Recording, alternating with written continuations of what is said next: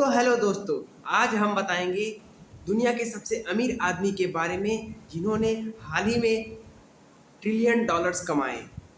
बल्कि Elon Musk ही नहीं, उनके कंपनी के सारे एम्प्लॉई इस टाइम अमीर बन चुके हैं केवल एक आईपीओ की वजह से। आईपीओ स्टार्ट हुआ 135 से और पहुंच गया 150 तक। इस आईपीओ ने पूरे मार्केट में इस समय हड़कंप मचा दिया है।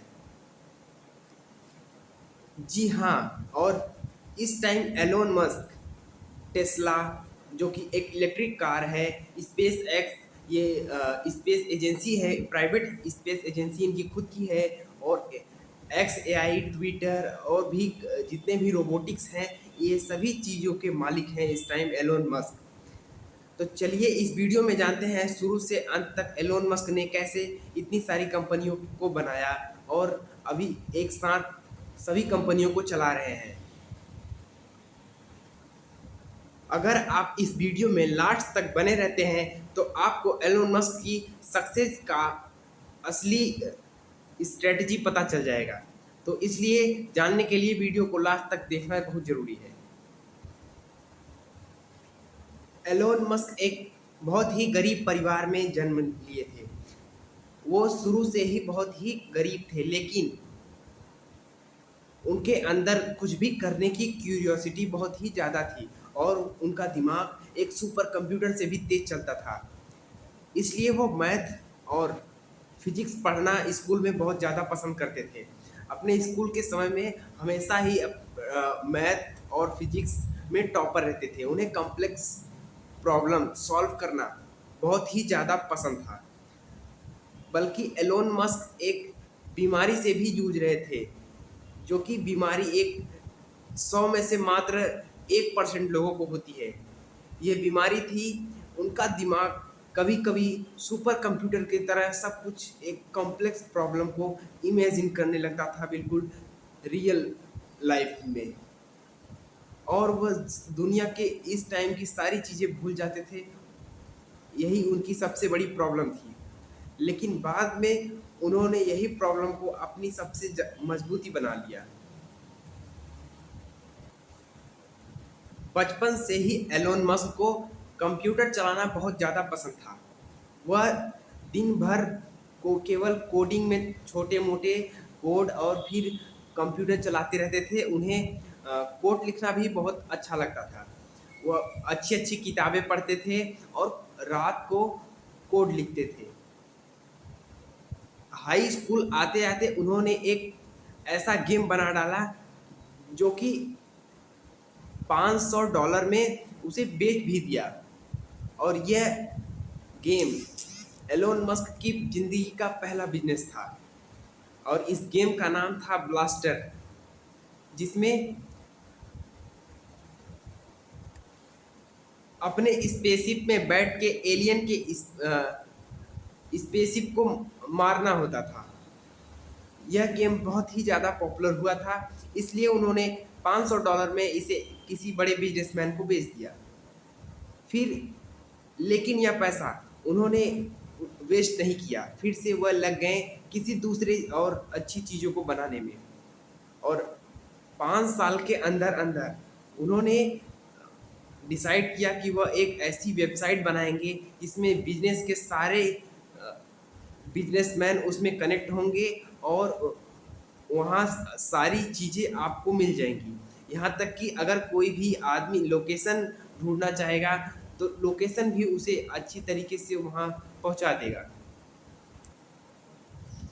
ऐसा उन्होंने इसलिए सोचा क्योंकि उस टाइम हर किसी को लोकेशन से बहुत दिक्कत होती थी और सारे बिजनेसमैन के बारे में, किसी भी आदमी के बिजनेस के बारे में अगर आपको पता करना होता था तो एक बुक आती थी। उस बुक में सब कुछ लिखा होता था, पूरी तरीके से खोजना पड़ता था और पढ़ना पड़ता था।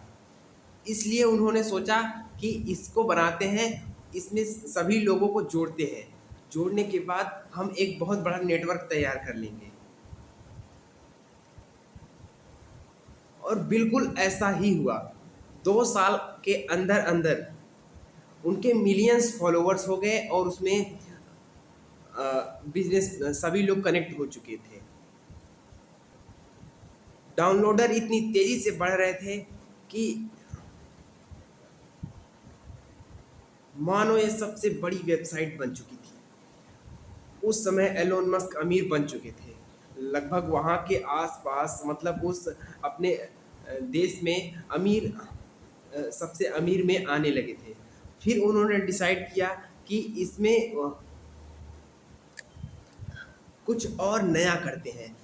तब वो एक आदमी था जिसने पेपाल बनाया था, एक पेमेंट ऐप, जो कि उस टाइम पॉपुलर नहीं हुआ था ज़्यादा, लेकिन एलोन मस्क ने उनसे मिल करके कोलैबोरेशन करने के बाद उस पेपैल को इतना ज़्यादा पॉपुलर कर दिया कि उस पेपाल भी एक सबसे अच्छी पेमेंट ऐप बन चुकी थी। मतलब एलोन मस्क जहाँ भी जाते थे, वह जिस भी चीज़ में हाथ रख देते थे वह 100% सक्सेस होना तय है।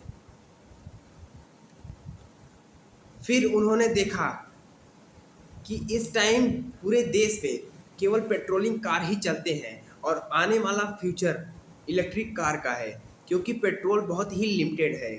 जितने भी फॉसिल फ्यूल्स हैं बहुत ही लिमिटेड हैं, एक समय के आने के बाद 100% शॉर्टेज होना तय है।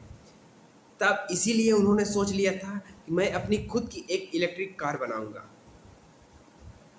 तब उन्होंने स्टार्ट की टेस्ला की, और टेस्ला में उन्होंने अपनी जितने भी सारे पैसे थे ज़्यादा से ज़्यादा इन्वेस्ट कर दिए और टेस्ला की रिसर्च में लगा दिए। टेस्ला की मार्केटिंग पे उतना पैसा नहीं खर्च किया जितना कि उसकी रिसर्च पे किया, क्योंकि वह चाहते थे दुनिया की नंबर 1 इलेक्ट्रिक कार बनाने की। और फिर 2 साल बाद अपनी पहली टेस्ला की इलेक्ट्रिक कार लॉन्च की, लेकिन स्टार्टिंग में तो वो सक्सेस नहीं थी। कुछ साल बाद उन्होंने कस्टमर की फीडबैक और सारी चीज़ों को देखते हुए डिज़ाइन किया और फिर मार्केटिंग यूज़ की और टेस्ला को भी पॉपुलर बना दिया। और एलोन मस्क बन चुके थे दुनिया के नंबर 1 अमीर आदमी। उस टाइम जब टेस्ला एक अच्छी खासी electric car, popular electric car बन चुकी थी, तब वह सोचते हैं कि अब चलो कुछ और नया करते हैं। तो फिर उन्होंने सोचा कि कोई ऐसी मिसाइल छोड़ते हैं और ले जाकर मार्स पे रखते हैं। कि सुना है कि मार्स पे भी अगर जीवन संभव है, तो ये सारी स्पेस एजेंसियां क्यों उस पर काम नहीं कर रही हैं, ऐसा क्या कारण है। तब उन्होंने डिसाइड किया कि हम अपनी एक खुद की मिसाइल स्पेस में भेजेंगे और पता करेंगे, वहाँ रिसर्च करेंगे और दुनिया को दिखाएंगे कि मार्स पर भी लाइफ साइकिल पॉसिबल है। उस टाइम उन्होंने डिसाइड किया कि वह रूस से स्पेसशिप के पार्ट्स लाएंगे और अपने यहाँ बनाएंगे, और उसके बाद उसको पूरी अच्छी तरीके से बनाने के बाद मार्स के लिए लॉन्च करेंगे। लेकिन जब वह रूस में जाते हैं तो वह देखते हैं कि उनका 20 मिलियन डॉलर्स वो ले गए थे कि इसमें पूरी हमारी स्पेसशिप बनाने की सारी मटेरियल्स मिल जाएंगी, लेकिन वहाँ केवल एक मिसाइल की एक स्टेज ही 20 मिलियन डॉलर्स की थी। उन्होंने देखा इतना एक्सपेंसिव, इसीलिए दुनिया की सारी स्पेस एजेंसियां स्पेसशिप मार्स मिशन में नहीं छोड़ती। तो उन्होंने डिसाइड किया कि वह खुद की एक प्राइवेट स्पेस एजेंसी खोलेंगे और नासा से टक्कर ले लिया और 3 बार अपनी स्पेसशिप को लॉन्च किया।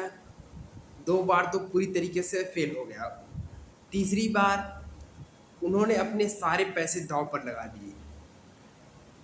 अगर ये सक्सेस नहीं होता तो 100% वह उनकी पूरी कंपनी दिवालिया हो जाती है। लेकिन लास्ट में यह कंपनी सक्सेस हो जाती है और नासा से बहुत बड़ा ऑफर मिलता है,